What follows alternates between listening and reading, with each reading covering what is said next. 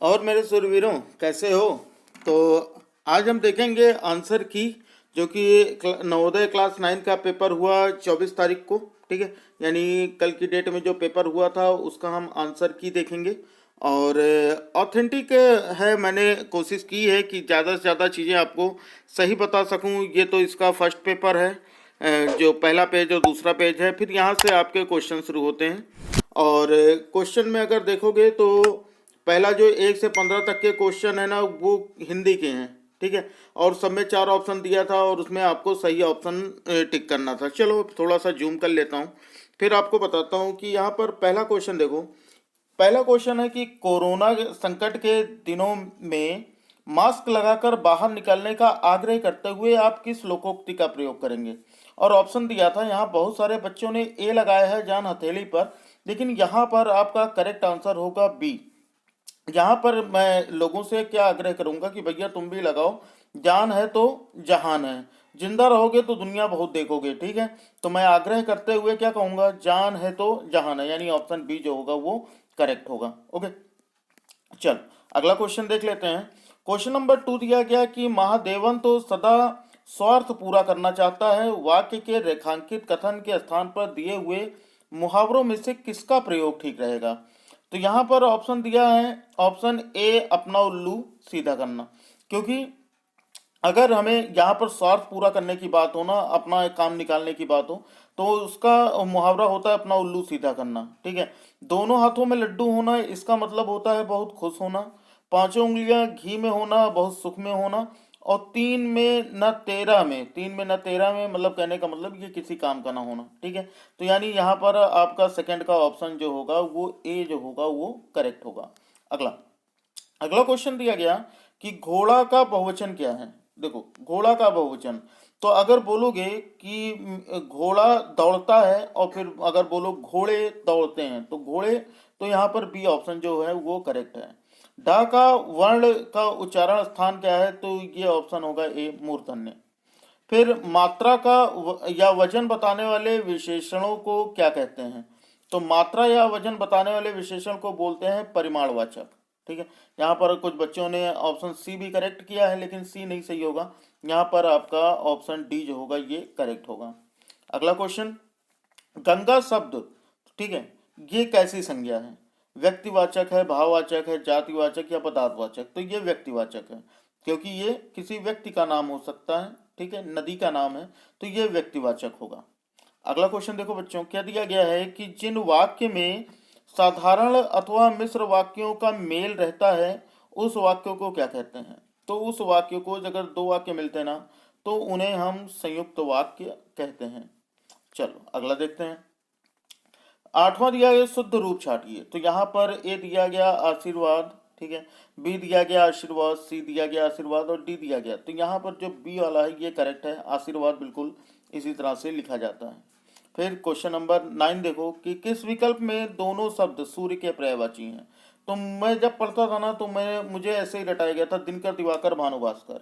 मैंने जब पेपर देखा तो मैंने कहा अरे वाह, ये तो जो बचपन में रटाया गया था ये तो बिल्कुल वही फिट हो गया, दिनकर दिवाकर, यानी बी ऑप्शन जो होगा ये करेक्ट होगा। अगला क्वेश्चन आता है कि शाश्वत का विलोम क्या होगा? शाश्वत, शाश्वत का मतलब जो हमेशा चले। ठीक है, शाश्वत का मतलब होता है जो हमेशा चले। तो अमर तो उसका सिनोनिम हो जाएगा, तो इसका हो जाएगा नश्वर। ठीक है, शरीर नश्वर है, शाश्वत और नश्वर। ठीक है, तो यानी सी ऑप्शन जो होगा इसका करेक्ट होगा। चलो आ जाते हैं अगले क्वेश्चन पे। तो अगला जो था वो अनुच्छेद था, यानी एक पैसेज दिया था, और उस पैसेज को पढ़ लेते हैं, फिर देखते हैं क्या है, क्या होगा इसका आंसर। इसका है, जब कोई रोग बहुत ही कम समय में किसी व्यापक क्षेत्र में फैलकर बहुत सी मौतों का कारण बन जाता है तो उसे महामारी कहा जाता है। यानी महामारी किसे कहा जाता है कि जो व्यापक क्षेत्र में जो सी बीमारियां फैलती हैं ना, उन्हें महामारी कहा जाता है। अचानक ही फैल जाने के कारण इसके निदान, चिकित्सा आदि के बारे में पर्याप्त जानकारी नहीं होती, इसलिए नियंत्रण में कठिनाई आती है। आजकल कोविड-19 नामक रोग ऐसी महामारी बन चुका है जो सारे विश्व में फैल गया है। अपने देश में इससे पहले भी प्लेग, हैजा, फ्लू, चेचक, 4 बीमारियां दी गई। प्लेग, हैजा, फ्लू, चेचक जैसे रोग महामारी के रूप में फैले हैं, किंतु उनका फैलाव इतना नहीं था और उन पर नियंत्रण पा लिया गया। कोविड के लिए टीका और दवाओं के परीक्षण हो रहे हैं, ठीक है। अब ये तो अभी देखोगे तो वैक्सीन आ भी गई है। तो ये जब लिखा गया था तब कहा है कि कोविड के लिए टीका और दवाओं के परीक्षण हो रहे हैं, आशा है कि शीघ्र ही ये उपलब्ध हो सकेंगे। अब तक हमें अपनी रक्षा के लिए स्वयं सावधानियां बरतनी होंगी। चलो बढ़िया था। अब हम इस पर क्वेश्चन देख लेते हैं। क्वेश्चन नंबर 11 दिया गया, महामारी उस रोग को कहा जाता है जो महान लोगों को मारे, तो नहीं हो सकता। वृद्धों के मौत का कारण बने, नहीं हो सकता। अचानक व्यापक क्षेत्र में फैलकर मौतों का कारण बने, ये सही है, यानी सी ऑप्शन जो होगा ये इसका करेक्ट होगा। अगला क्वेश्चन नंबर 12, भारत में यह महामारी कभी नहीं फैली, ठीक है। कौन सी महामारी कभी नहीं फैली? तो जो हम पैसेज पढ़े उसमें हमको प्लेग दिया गया, उसमें हमें हैजा दिया गया, उसमें हमें चेचक दिया गया, लेकिन निमोनिया नहीं दिया गया, इसलिए निमोनिया हमारा करेक्ट आंसर होगा। अगला क्वेश्चन नंबर 13, विस्तार के लिए अनुच्छेद में प्रयुक्त शब्द है विस्तार। तो विस्तार का मतलब होता है फैलाव, ठीक है, किसी चीज की वृद्धि होना, फैलना। तो यानी ऑप्शन बी जो होगा ये करेक्ट होगा। आगे देखते हैं। लेखक महामारी कोविड-19 पर नियंत्रण पा लेने के बारे में आशावान है क्योंकि कोई रोग अधिक दिन तक नहीं टिकता, नहीं। वह टीके और दवाओं के शोध से जुड़ा है, नहीं। टीके और दवाओं पर परीक्षण हो रहे हैं, ये हमारे पैसेज में था, तो ये हमारा सही होगा, यानी 14 का ऑप्शन सी जो होगा ये करेक्ट होगा। अगला देखते हैं, किस शब्द का निर्माण किसी उपसर्ग से नहीं हुआ है? अब देखो किस शब्द का, तो इसमें क्षण आ रहा है, ठीक है, इसमें नी आ रहा है, इसमें भी नी आ रहा है, सही है ना, इसमें यानी परी आ रहा है, इसमें नहीं है, बी में नहीं है। तो इसका मतलब यहाँ पर बी ऑप्शन जो है फैलाव ये सही है कि किस शब्द का निर्माण किसी उपसर्ग से नहीं हुआ है, तो ये हो जाएगा बी ऑप्शन। ओके, चलो आगे देखते हैं कि हम हिंदी के क्वेश्चन सॉल्व कर लिए। अब इंग्लिश के क्वेश्चन देख लेते हैं। इंग्लिश का क्या था, इसके भी 15 question. Answer question number 16 to 19 by choosing the most appropriate option to complete the paragraph by filling in the blanks. पहले पैसेज पढ़ लेते हैं कि the dodo bird was last seen in 1660, after which it was never to be seen. There are different stories about the extinction of this species. Some people say that the Dutch sailor first, ठीक है, उसके बाद the dodo bird and necessarily killed it to eat its meat, but others say that the rats and other animals, when come on board the Dutch ship, spread themselves across the island and ate up the dodo's egg for food. यानी यहाँ पर डोडो bird की बात की गई। डोडो bird जो था वो 17th सेंचुरी में देखा गया और उसके बाद नहीं देखा गया, यानी बी ऑप्शन यहाँ पर सही होगा। 16 का बी जो होगा ये करेक्ट होगा। उसके बाद आता है कि ये उसके बाद से नहीं देखा गया, यानी पास्ट का होगा तो पास्ट इंडेफिनिट, यहाँ पर सी 17 का सी 100 ऑप्शन जो होगा वो करेक्ट होगा। 18 में लेकिन कुछ लोग बताते हैं तो यहाँ पर बट होगा, और 19 में जब, ठीक है, तो यहाँ पर बी होगा। 19 का ऑप्शन जो होगा ये बी करेक्ट होगा। अगला देखते हैं। अगला दिया गया है, read the sentence given below and choose the option which correctly changes it into passive voice. Can Anil lose his book. अब यहाँ पर इसका पैसिव वॉइस बताना है, तो कैन का तो कुड नहीं हो सकता, तो ये तो गलत हो गया, ठीक है। उसके बाद ये अफर्मेटिव सेंटेंस नहीं बनाया जा सकता क्योंकि पैसिव बनाना, तो ये भी गलत हो गया। तो इसका मतलब हमारे पास जो ये बी वाला ऑप्शन बचा, can his book be lost by Anil, यानी ये ऑप्शन हमारा सही होगा। यानी यहाँ पर अगर देखो तो ये दोनों तो अफर्मेटिव बन गए, इसलिए ये दोनों सही नहीं होंगे। और यहाँ कैन का कुड होगा तो ये भी नहीं सही होगा, इसलिए हमारा बी ऑप्शन जो होगा वो इसका करेक्ट होगा। तो उम्मीद करता हूँ समझ में आ रही होंगी चीज़ें। काफ़ी आसान था पेपर। और क्वेश्चन नंबर 21 देखते हैं कि choose the word similar in meaning to the underline word, ठीक है। At first they lopped off at the branches. Lopped off का मतलब होता है कि काटना, ठीक है, यानी लॉप्ड ऑफ का मतलब होता है काटना। ये फ्रेजल है तो काटना, तो काटना की होगी कट, यानी ऑप्शन ए जो होगा ये सिमिलर वर्ड है, करेक्ट होगा। उसके बाद question number 22, the word which is opposite in meaning to suspicious, suspicious की मीनिंग के एंटोनिम यानी अपोजिट बताना है। तो यहाँ पर डाउटफुल, तो इसका सिनोनिम हो जाएगा, तो डाउटफुल नहीं हो जाएगा। गुलिएबल होता है जिसे आसानी से बेवकूफ़ बनाया जा सके, यानी ये भी नहीं हो सकता। इनक्रेडिबल का मतलब अतुलनीय होता है, क्योंकि हमारा ये स्लोगन है इंडियन टूरिज्म का, ठीक है, इनक्रेडिबल इंडिया, यानी ये भी नहीं हो सकता। सस्पिशियस मतलब संदेहपूर्ण, तो इसका हो जाएगा वेरी, ऑप्शन ए जो होगा वेरी, ठीक है। अगला चलो, अगला क्वेश्चन दिया गया डायरेक्शन, क्या दिया गया, question number 23 to 25, answer these questions by choosing the most appropriate option to fill in the blanks. 23 है, Mumbai and Delhi are two of the, देखो मुंबई और दिल्ली जो हैं ये भारत के अन्य जो एयरपोर्ट्स हैं उनमें सबसे व्यस्त है। तो इसका मतलब सबसे व्यस्त है, तो इसका मतलब ये सुपरलेटिव डिग्री यूज होगा, यानी बी ऑप्शन जो होगा इसका करेक्ट होगा 23 का। उसके बाद 24 आता है कि टिल टुडे, आज तक, ठीक है, neither of the two brothers, neither मतलब दो भाइयों में से कोई भी, यानी किसी एक की बात हो रही है, यानी वर्ब सिंगुलर यूज होगा, तो सिंगुलर वर्ब के साथ हैज का यूज होता है, तो यहाँ पर हैज रनिंग, यानी ऑप्शन बी करेक्ट होगा, 24 का ऑप्शन बी करेक्ट होगा। अगला देखते हैं 25, यहाँ पर दिया गया कि on our way back home we stopped at the mini mart to pick up और फ्रूट के साथ सम का यूज होता है, तो यहाँ पर सी का यूज होगा, क्योंकि फ्रूट जो है ये अनकाउंटेबल नाउन है, इसलिए यहाँ पर सम का यूज होगा। ओके, तो ये चीजें समझ में आ गई होंगी आपको।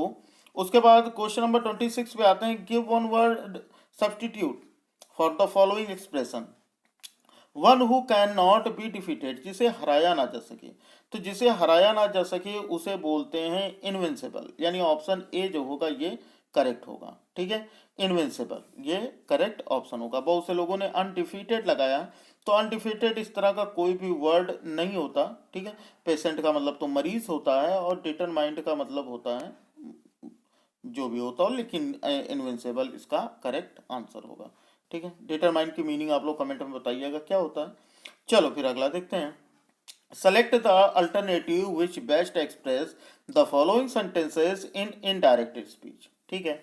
यहाँ पर हमको इनडायरेक्ट बताना है, ऑप्शन देखो, सबसे पहले क्वेश्चन पढ़ लेते हैं, सुरभि सैड टू अनु, ठीक है।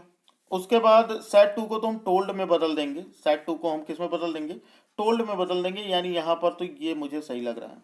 फिर इन्वर्टेड कॉमा की जगह दैट का यूज करेंगे, ये भी मुझे सही लग रहा है। माई मदर, इसका मतलब माई जो है ये फर्स्ट पर्सन है, चेंज होगा सुरभि के हिसाब से, तो सुरभि जो है वो थर्ड पर्सन है, यानी लड़की है, हर मदर हो जाएगा, तो ये भी सही है। ईच का वॉज हो जाएगा, तो ये भी सही है। नॉट वेल सो आई जो है फर्स्ट पर्सन सुरभि के हिसाब से चेंज होगा, तो यहाँ पर शी का यूज हो जाएगा। और वोंट बी, यानी वोंट बी का मतलब होता है will be, won't be short होता है विल बी का, ठीक है, विल बी। तो विल को हम किस में चेंज करते हैं बच्चा, वुड में, तो विल का वुड हो गया, ठीक है।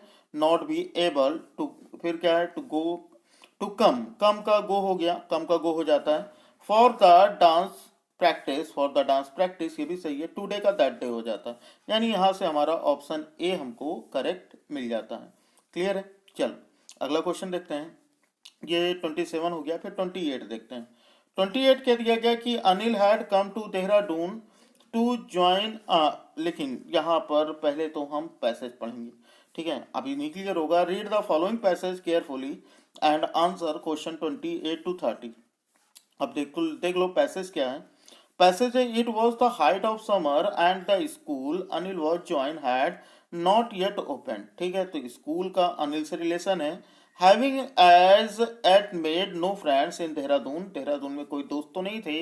इन the foot hills he wandered about a good deal by himself into the hills and forest that stretched away on all sides of the town, ठीक है, बात समझ में आ गई यहाँ पर कि क्या क्या बातें कर रहे हैं। यहाँ पर अगर हम समरी समझें तो कोई अनिल है और स्कूल ओपन नहीं हुआ है, देहरादून में है, ठीक है, और कोई फ्रेंड नहीं है, इसलिए वो पहाड़ियों पर घूम रहे हैं इधर उधर, है ना, और क्या जंगल देख रहे हैं और पूरे शहर में इधर उधर घूम रहे हैं। चलो ठीक, अब यहाँ पर अगर हम क्वेश्चन देखें, Anil had come to Dehradun to join क्या स्कूल, क्योंकि अनिल तो स्कूल है लेकिन स्कूल खुला नहीं था, तो देहरादून सिचुएटेड नियर, क्योंकि वो पहाड़ियों में घूम रहा था, यानी ऑप्शन ए जो होगा ये करेक्ट होगा, पहाड़ी। ठीक है, उसके बाद अगला दिया गया, what was Anil doing in summer. Anil जो है वो समर में क्या कर रहा है। ठीक है, तो वो स्कूल तो खुला नहीं था तो पढ़ तो नहीं रहा था। ठीक है, पहुंच चुका था तो ट्रैवलिंग भी नहीं कर रहा था, और किसी दुकान की बात नहीं की कि शॉपिंग भी नहीं कर रहा था, यानी ऑप्शन बी जो होगा वो करेक्ट होगा, वॉन्डरिंग। तो ये इंग्लिश के भी क्वेश्चन कंप्लीट हो गए। तो यहाँ तक आप लोगों ने मैच कर लिया होगा। अब अगला जो पार्ट आता है बहुत मेरा फेवरेट और इंटरेस्टिंग, और वो है गणित यानी मैथमेटिक्स। यहाँ पर देखते हैं, पहला दिया गया है कि प्रश्न संख्या 31 से 65 तक प्रत्येक प्रश्न के लिए 4 संभावित उत्तर दिए गए, जिनमें से केवल एक सही उत्तर चुनकर ओएमआर उत्तर पुस्तिका पर दर्शाना। खैर चलो हम आपको सीधा आंसर बताते हैं इसका। तो जो 31 क्वेश्चन दिया गया है कि 21/24 इंटू 8/7 ये दिया गया ना, तो अगर यहाँ से देखो, अगर मैं इसे थोड़ा सा जूम कर लूँ तब थोड़ा लिखने में आसानी होगी। ठीक है, तो यहाँ पर अगर हम इसको सॉल्व करें तो ये क्या हो जाएगा, 8 1 जा 8, 8 3 जा 24, 7 1 जा 7, 7 3 जा 21, और ये 3 से हो जाएगा 3 1 जा 3, यानी ऑप्शन बी जो होगा ये हमारा करेक्ट होगा। तो जो सॉल्यूशन हो पाएगा वो सॉल्यूशन मैं बता दूंगा। ठीक है, और उसके अलावा नहीं तो मैं इसके लिए अलग से आपको वीडियो प्रोवाइड करा दूंगा, सॉल्यूशन का भी आप आंसर देख लो। अगला दिया गया है कि out of the following rational numbers which is the smallest. निम्नलिखित परिमेय संख्याओं में से कौन सी संख्या सबसे छोटी है। तो अगर ऑप्शन देखोगे तो यहाँ पर आपको बी ऑप्शन जो है वो सबसे छोटा दिखेगा, -5/7। ओके, अगला क्वेश्चन देखते हैं, निम्नलिखित में से कौन सा कथन सत्य है। Which of the following statement is true. पहला दिया गया कि भिन्न परिमेय संख्याएं होती हैं परंतु पूर्णांक नहीं। तो भिन्न जो होती हैं वो परिमेय होती हैं और साथ ही साथ वो पूर्णांक भी होते हैं। तो यानी ऑप्शन दिया, fraction are rational number but not integers are not.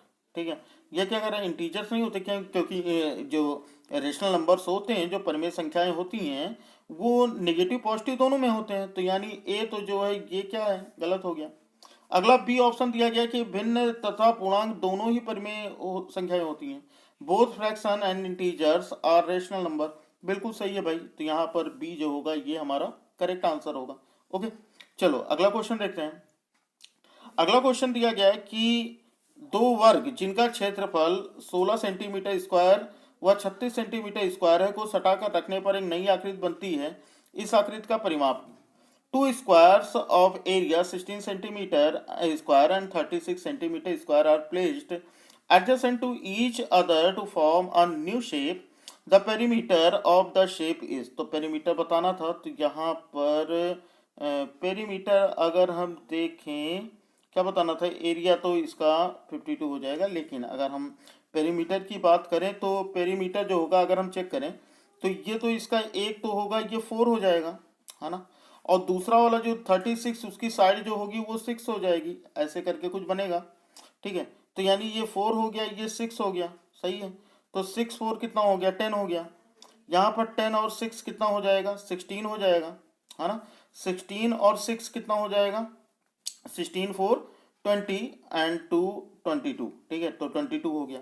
यहाँ पर ये 4 करोगे तो 22 एंड 4 कितना हो जाएगा भाई बताओ, 22 एंड 4 कितना हो जाएगा, 26, और 26 और 4 हो जाएगा 30, और यहाँ पर ये 2 हो जाएगा 32, यानी बी ऑप्शन जो होगा इसका करेक्ट होगा। तो काफ़ी आसान क्वेश्चन था ये, और इसलिए मैंने सोचा कि उन्हें इसका सॉल्यूशन भी बता दिया जाए। अगला 35 देखो, वह छोटी से छोटी संख्या जिसे 9 तथा 10 के वर्गों का योगफल में जोड़ने या घटाने पर एक पूर्ण संख्या प्राप्त हो। यानी दिया गया the smallest number that should be added to or subtracted from the sum of squares of 9 and 10 to make it a perfect square। ठीक है, यहाँ पर कह रहा है कि 9 का स्क्वायर तो ये 81 हो जाएगा, और 10 का स्क्वायर जो होगा वो 100 हो जाएगा, और इन दोनों को जोड़ोगे तो 181 हो जाएगा। अब 181 में ये पूछ रहा है या तो कोई संख्या जोड़ दो यानी ऐड कर दो, या तो कोई सब्ट्रैक्ट कर दो यानी घटा दो कि परफेक्ट स्क्वायर बन जाए। छोटी से छोटी बात की तो 15 से छोटी तो 12 है, तो अगर हम इसमें से 12 घटाते हैं तो ये कितना हो जाता है 169, और 169 जो है ये किसका क्यूब रूट स्क्वायर रूट है 13 का, यानी यहाँ जो हमारा ऑप्शन करेक्ट होगा वो हो जाएगा 12। ठीक है, तो ऑप्शन डी जो होगा ये करेक्ट होगा। चलो अगला क्वेश्चन देखते हैं। 269 269 में क्या जोड़ा जाए कि परिणामी संख्या एक पूर्ण वर्ग बन जाए।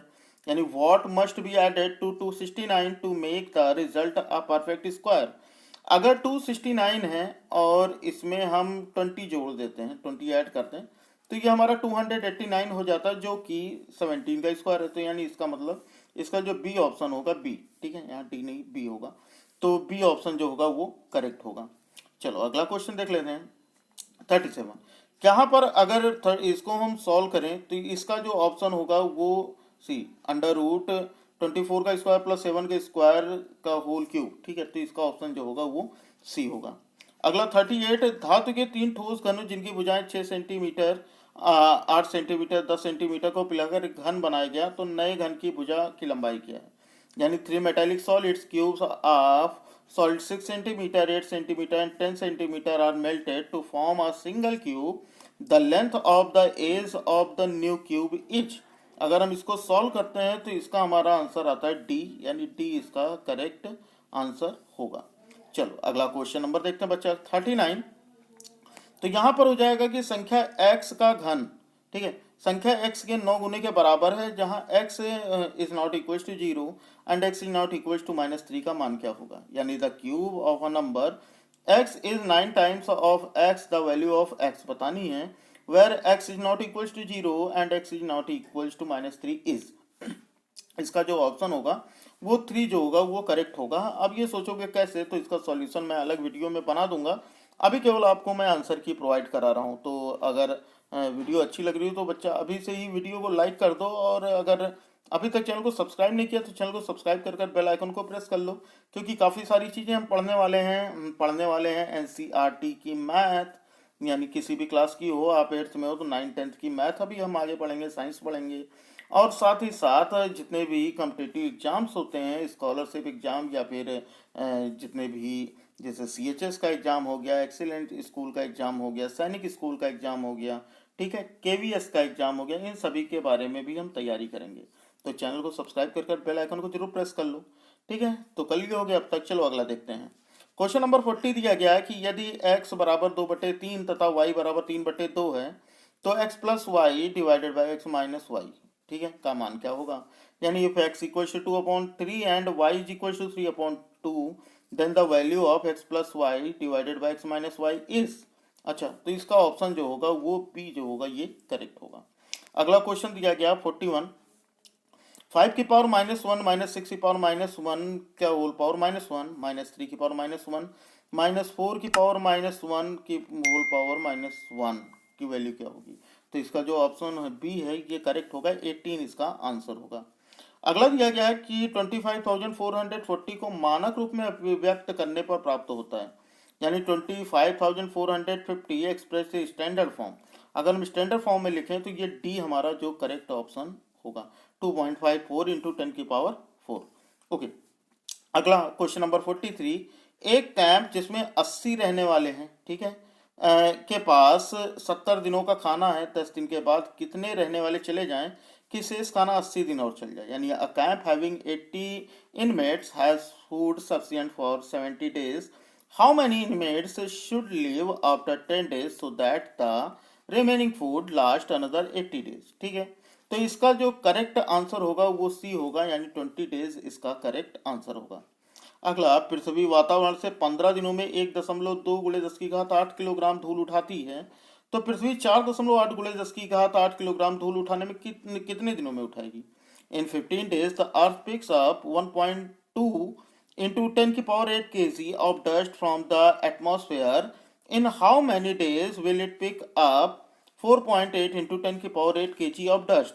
तो इसका सही ऑप्शन होगा वो सी होगा, ठीक है। तो ये सी होगा। मैं आप लोगों को सॉल्यूशन प्रोवाइड करा दूंगा, बिल्कुल भी टेंशन नहीं लेना कि कैसे आ रहे हैं ये आंसर, ठीक है। तो चलो यदि 45 देखते हैं कि यदि 5 व्यक्ति एक कार्य को 28 दिनों में पूरा कर सकते हैं, तो उसी कार्य को 7 दिनों में पूरा करने के लिए आवश्यक व्यक्तियों की संख्या, यानी if 5 men can do a piece of work in 28 days, then the number of person required to do the same work in 7 days। तो इसका सही ऑप्शन होगा सी, यानी बी इसका करेक्ट आंसर होगा। अगला 46, एक संख्या की जनसंख्या पहले 10% बढ़ी और फिर 20% कम हुई, तो जनसंख्या में कुल कितनी कमी हुई। यानी the population of a city first increased by 10% and then decreased by 20%, the net decrease in the population is, तो ऑप्शन बी नहीं, इसका ऑप्शन सी करेक्ट होगा, सॉरी ऑप्शन सी जो होगा ये इसका करेक्ट आंसर होगा। ओके, चलो अगला क्वेश्चन नंबर 47 देखते हैं कि मनु एक प्रेशर कुकर अंकित विक्रय मूल्य के 9/10वें भाग के मूल्य पर खरीदता है और अंकित विक्रय मूल्य से 8% अधिक पर बेचता है, ठीक है, और उसे कितने प्रतिशत का लाभ हुआ। यानी Manu buys a pressure cooker at 9/10 of its mark selling price and sells it at 8% more than its mark selling price, what is her gain percent, तो इसका सही ऑप्शन होगा बी यानी 20%। अगला 48, यदि किसी संख्या में 20% की वृद्धि की जाती है और फिर इसमें 20% की कमी की जाती है तो इसमें शुद्ध वृद्धि या कमी प्रतिशत क्या होगी। यानी if a number is increased by 20% and then decreased by 20%, the net increase और डिक्रीज परसेंट विल बी, तो इसका ऑप्शन होगा सी 4% डिक्रीज यानी 4% की कमी। ओके, अगला क्वेश्चन आ गया कि समीर ने एक जोड़ी जूते 1344 में खरीदे जिसमें जीएसटी भी शामिल है। यदि जूतों का विक्रय मूल्य ₹1200 है तो जीएसटी की दर क्या है। यानी Samir purchased a pair of shoes for ₹1344 including GST. If the sale price of the shoes is ₹1200 then the rate of GST is, चल अब यहाँ पर अगर मैं देखें कि उसका जीएसटी रेट क्या था तो इसका ऑप्शन डी जो होगा वो करेक्ट होगा यानी 12%।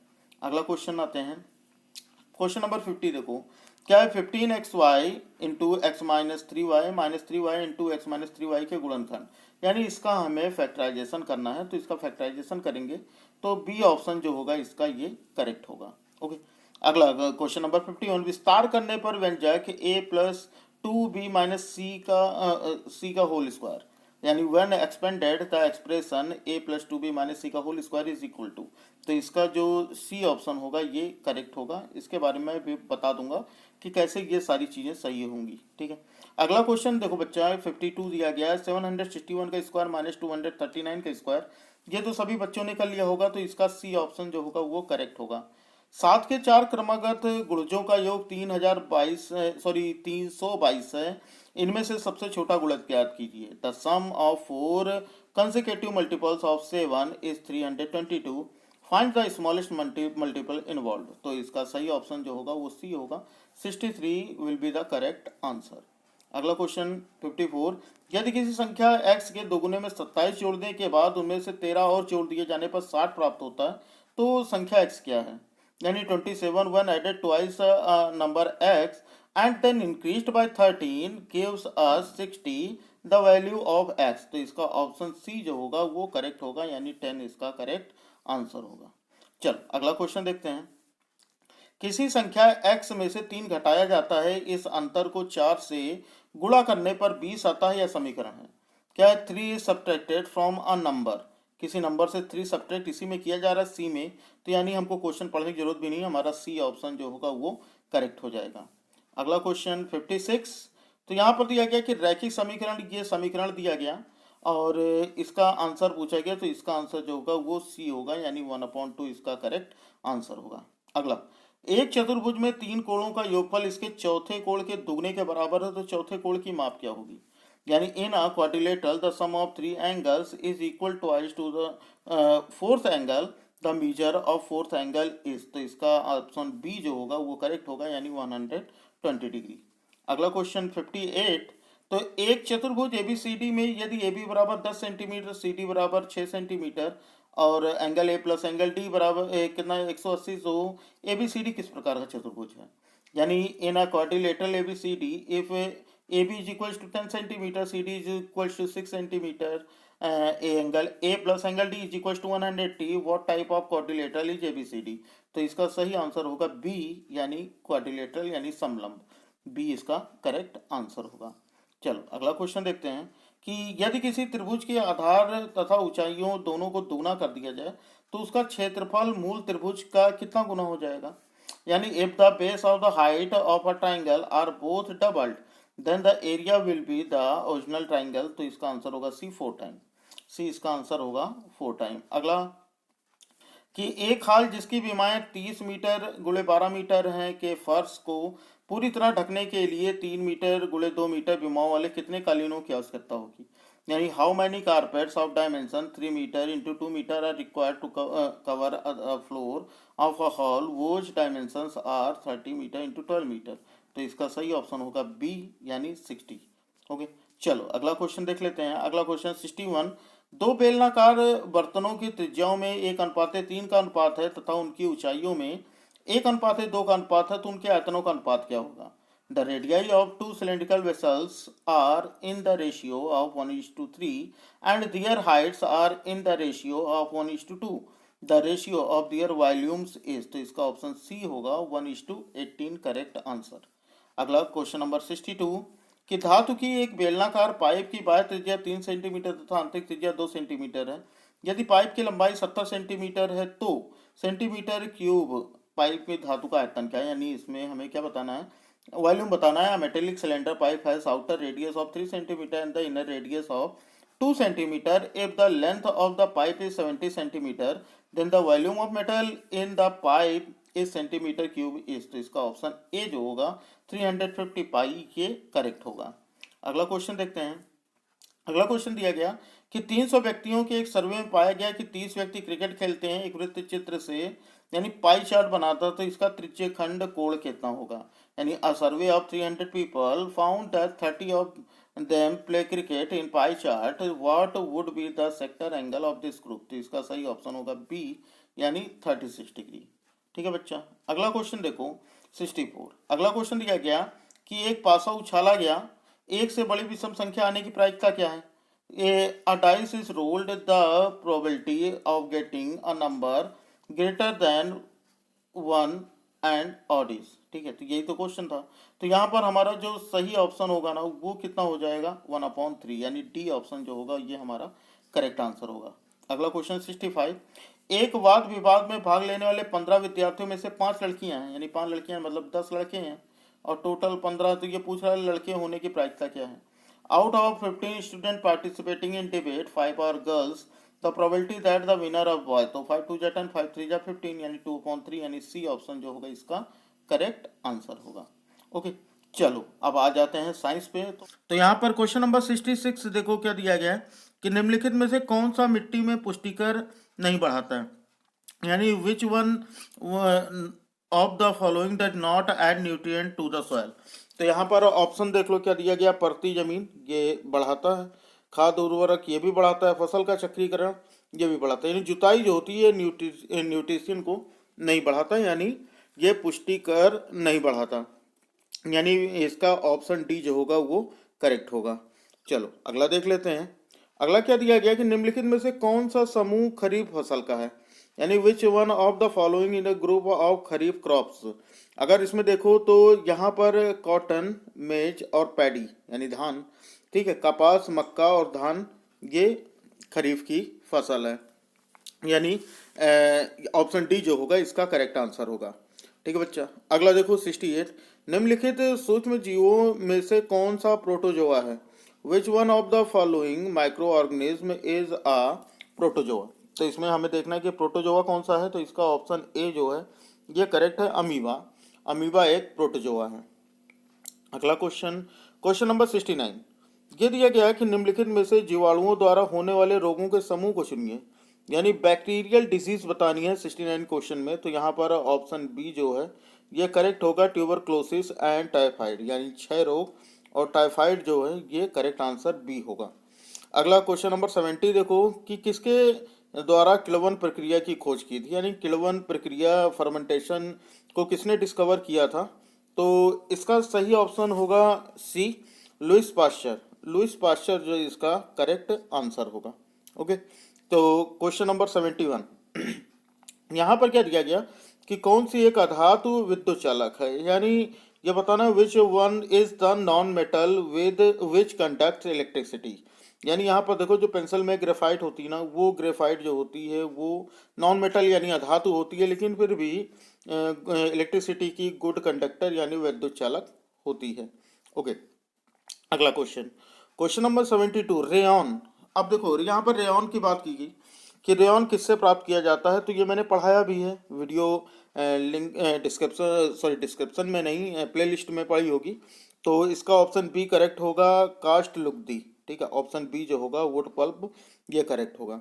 अगला, भू प्रॉपर्टी में सबसे अधिक प्रचुरता में पाई जाने वाली अधातु, यानी यहाँ पर कि the most abundant non metal found in the earth crust.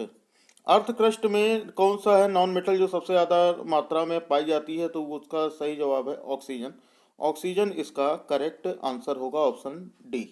अगला, कि धातुओं का वह गुण जिसके कारण उन्हें पीट कर पतली शीटों या चादरों में परिवर्तित किया जाता है, यानी ये ऑप्शन सी होगा, आघात वर्धनीयता।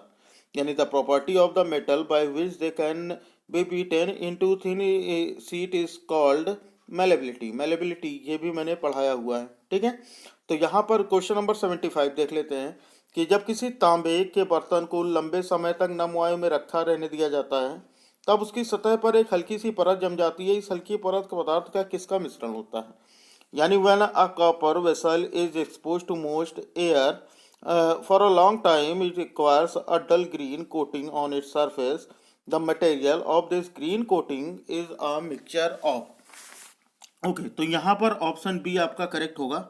ऑप्शन बी है कॉपर कार्बोनेट और कॉपर हाइड्रोक्साइड। ठीक है, चलो अगला क्वेश्चन।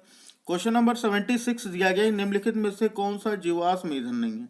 अच्छा, जीवाश्म ईंधन नहीं है, तो यहाँ पर ऑप्शन होगा कोक। यानी which amongst the following is not a fossil fuel, तो इसका ऑप्शन ए करेक्ट होगा, कोक। अगला क्वेश्चन, मृत पौधे धीरे धीरे यानी कौन से ताप पर या दाब पर कोयले में परिवर्तित हो जाते हैं? Dead plant slowly get converted to coal under, ये तो आपके क्लास 8 की बुक का है। तो यहाँ पर ऑप्शन सी जो होगा वो करेक्ट होगा, high pressure and high temperature, यानी उच्च दाब और उच्च ताप पर, यानी ऑप्शन सी जो होगा ये इसका 77 का करेक्ट आंसर होगा। अगला क्वेश्चन, कि यदि हम निम्नलिखित ईंधनों की समान मात्रा का पूर्णतया दहन करें तो किसके दहन से हमें अधिकतम ऊष्मा प्राप्त होगी? If we completely burn the same amount of the following fuel the maximum amount of heat will be obtained of burning. तो यहाँ पर देखो, ये जो ऑप्शन दी गई इस क्वेश्चन में थोड़ी सी कंफ्यूजन है कि बी और सी में, ठीक है, बी और सी में ये सबसे ज़्यादा होती है। तो इसमें अगर हम 1 किलो ये जलाते हैं तो 50 किलो जूल, ठीक है, तो यानी 50,000 किलो जूल जो है वो ऊष्मा मिलती है, यानी हीट मिलती है। तो यानी बी और सी यहाँ पर मुझे तो दोनों करेक्ट लग रहे हैं। अब देखते हैं कि इसमें आयोग कौन सा सही आंसर देता है, बाकी तो मैं कंफर्म कर ही दूंगा। उसके बाद अगला 79 के निम्नलिखित में से कौन सा ईंधन प्रदूषण रहित वाहनों के लिए है? तो ये तो कंफर्म है, सीएनजी है कि संपीड़ित प्राकृतिक। ठीक है बच्चों, तो विच of the following is not a polluting fuel for vehicle, 79 question, तो इसका ऑप्शन होगा डी, यानी कंप्रेस्ड नेचुरल गैस। अगला क्वेश्चन, राष्ट्रीय उद्यान परितंत्रों के समस्त समूहों की सुरक्षा करते हैं। राष्ट्रीय उद्यान जो होते हैं ना, उसमें जो प्राणी जात होते हैं, ठीक है, और वनस्पति होते हैं, और उसके अलावा जितने भी विलुप्त जीव हैं उन सभी को वहाँ पर सबको रखा जाता है। लेकिन वन्य जीव अभयारण्य जो होते हैं उसमें वन पशुओं से संबंधित होते हैं। ठीक है, तो यानी 80 का ऑप्शन सी करेक्ट होगा। National park protect whole sets of ecosystem while wild life sanctuaries provide protection to wild animals, यानी ऑप्शन सी जो होगा इसका करेक्ट होगा। ठीक है, तो निम्नलिखित में से कौन सा एक पादप कोशिकाओं में तो पाया जाता है परंतु जंतु कोशिकाओं में नहीं पाया जाता? तो इसका सही ऑप्शन होगा कोशिका भित्ति, यानी ऑप्शन ई। तो यहाँ पर देखो कि क्या दिया गया है कि which one of the following is found in plants cell but not found in animal cell, 81 का, तो इसका ऑप्शन ए करेक्ट होगा, सेल वॉल। तो यानी 81 का ऑप्शन ए करेक्ट होगा। नेक्स्ट क्वेश्चन 82 देखते हैं। 82 दिया गया कि कोशिका के किस अंग को कोशिका का शक्ति भवन कहते हैं, यानी which component of the cell is called the power house of the cell, तो इसका सही जवाब है माइटोकॉन्ड्रिया, यानी सूत्रकणिका, option B is the correct answer. Next देखते हैं जल्दी से। यहाँ पर आता है एक भेड़ थी डॉली, ठीक है, जो 5 जुलाई 1996 को जिसका जन्म हुआ था। ये पहले स्तनी प्राणी थे जो कि क्लोनिंग से हुए थे, ठीक है, यानी ऑप्शन डी प्रतिरूपण से। तो Dolly the sheep was born on 5 July 1969 and was the first mammal to be produced through cloning, तो ऑप्शन डी इसका करेक्ट आंसर होगा। नेक्स्ट क्वेश्चन, निम्नलिखित में से कौन सा सही मिलान है? तो सही मिलान है तो इसमें तो मुझे ऐसे ही दिखाई दे रहा है कि टेस्टोस्टेरोन जो हार्मोन होता है ना वो पुरुष हार्मोन होता है, टेस्टोस्टेरोन मेल हार्मोन होता है। ये करेक्ट मैच करना है तो ऑप्शन डी जो होगा इसका करेक्ट होगा, ठीक है। और महिलाओं में जो होता है ना वो प्रोजेस्टेरॉन होता है। अगर महिलाओं की बात करो तो वह उसमें पाया जाता है प्रोजेस्टेरॉन। ओके, चल अगले पर पढ़ते हैं। आगे क्वेश्चन नंबर 85 जो दिया गया, वो निम्नलिखित में से किनमें बाह्य निषेचन अति सामान्य घटना है? तो एक्सटर्नल फर्टिलाइजेशन जो होता है ना वो होता है जो पानी में रहते हैं, एक्वेटिक, ठीक है। एक्वेटिक और एम्फीबियन यानी उभयचर होते हैं, और जो पानी में जलीय जीव होते हैं उनमें होता है। तो उनमें देखो कौन कौन से, इसमें मुझे तो सी दिखाई दे रहा है, टोड ये पानी में होता है, फ्रॉग भी पानी में होता है, और स्टारफिश भी पानी में होता है, ठीक है। तो यहाँ पर ऑप्शन सी जो होगा यह करेक्ट होगा। कौन सा एक संपर्क बल है? अच्छा, यहाँ पर आते हैं संपर्क बल। जब दो चीजों के संपर्क में आने से कोई फोर्स काम करता है, कोई बल काम करता है, which is one of the contact force, तो उसे संपर्क बल बोलते हैं। तो यहाँ पर देखो घर्षण बल यानी जो फ्रैक्शन होगा वो क्या होगा? कॉन्टेक्ट फोर्स यानी घर्षण बल ही संपर्क बल होगा, यानी ऑप्शन सी इसका करेक्ट आंसर होगा। घर्षण को किसके द्वारा बढ़ाया जाता है? अच्छा, ये भी मैंने पढ़ाया है, ठीक है। Fraction is increased bye trading of tyres, यानी टायरों पर ऊपरी खुदरी तला लगाने के लिए। जैसे हम लोग जूते पहनते, चप्पल पहनते, देखो नीचे डिजाइन बनी होती ना, वो डिजाइन इसलिए बनी होती है ताकि वो घर्षण को बढ़ा सके, फ्रैक्शन को इंक्रीज कर सके। तो यहाँ पर ऑप्शन डी करेक्ट होगा। अगला 88, कौन सा एक दाब की इकाई नहीं है? तो भैया देखो एक चीज ये ना कि दाब की यानी which one is not a unit of pressure. तो यहाँ पर 9 सेंटीमीटर स्क्वायर ये भी पढ़ा है, पास्कल भी पढ़ा है, न्यूटन मीटर की पावर -2 भी पढ़ा है। यहाँ पर सी नहीं पढ़ा, तो इसका मतलब सी जो होगा ये हमारा क्या होगा? करेक्ट आंसर होगा। 88 का ऑप्शन सी इज करेक्ट। अगला 89, यहाँ पर दिया गया है कि किसके द्वारा प्रतिबिंब बनते हैं? तो देखो परावर्तन के द्वारा, यानी image are formed by reflection. तो यानी ऑप्शन डी 89 का ऑप्शन डी जो होगा ये करेक्ट होगा। एक तारा पृथ्वी से 20 प्रकाश वर्ष दूर है, उसके प्रकाश को तारे से पृथ्वी से पहुंचने के लिए कितना वर्ष लगेगा? तो ठीक है, तो 20 साल लगेगा, और क्या, एक प्रकाश वर्ष, ठीक है। तो एक साल 20 प्रकाश वर्ष यानी 20 साल। तो 90 क्वेश्चन देखो, क्या दिया है? A star is 20 light year from the earth, how much time does it take for the light from the star to reach the earth? तो इसका ऑप्शन बी करेक्ट होगा, 20 ईयर्स, ठीक है। अगला क्वेश्चन नंबर 91, ध्वनि की निम्नलिखित विशेषताओं में से कौन से कंपन के आयाम पर निर्भर करती है? अच्छा, कंपन के आयाम, तो ये भी मैंने पढ़ा है, तारत्व, ठीक है। Which of the following characteristics sound depends on amplitude of vibration? तो इसका सही ऑप्शन होगा बी यानी पिच। यदि आपतित किरण एवं परावर्तित किरण के बीच कोण 120 डिग्री है तो आपतन कोण क्या है? यानी if the angle between incident ray and the reflected ray is 120, तो what is the angle of incident ray?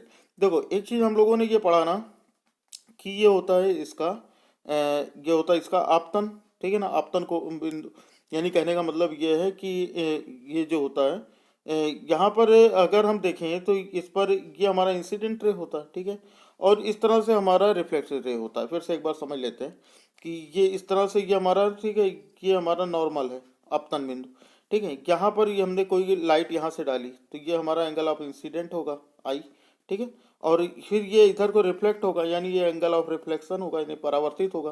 तो ये दोनों कोण बराबर होते हैं। अगर ये पूरा 120 है तो ये कितना हो जाएगा? ये 60 यानी ये 60 यानी 60 हो जाएंगे, ठीक है ना। यानी ऑप्शन ए जो होगा इसका 92 का वो करेक्ट होगा। 92 का ऑप्शन ए करेक्ट है। अगला क्वेश्चन नंबर 93, यदि अगर निम्नलिखित में से किसमें विद्युत धारा प्रवाहित नहीं होती है? अच्छा, कि ये पूछ रहा है कि किसमें से विद्युत धारा प्रवाहित नहीं होती, through the which of the following the electric current flow. यहाँ पर किसमें से इलेक्ट्रिक फ्लो नहीं होगा, है ना।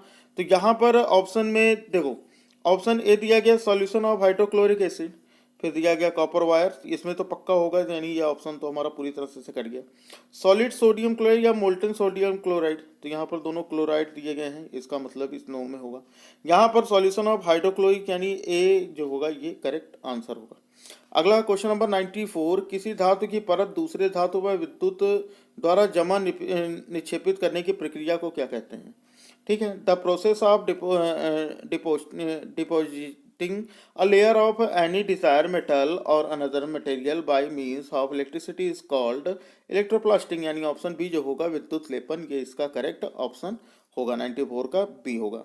95 विद्युत धारा उत्पन्न कर सकती है। अच्छा, an electric current can produce, तो भैया विद्युत धारा ऊष्मा भी कर सकती है, रासायनिक और चुंबकीय प्रभाव भी कर सकती है, यानी ऑप्शन डी करेक्ट होगा।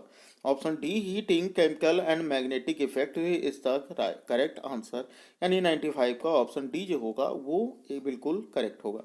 अगला 96 पर आता है, निम्नलिखित में किसकी शक्ति के परिमाण को रिएक्टर पैमाने पर व्यक्त किया जाता है। यह भी हम लोगों ने देख रखा, पहले से ही पढ़ रखा है।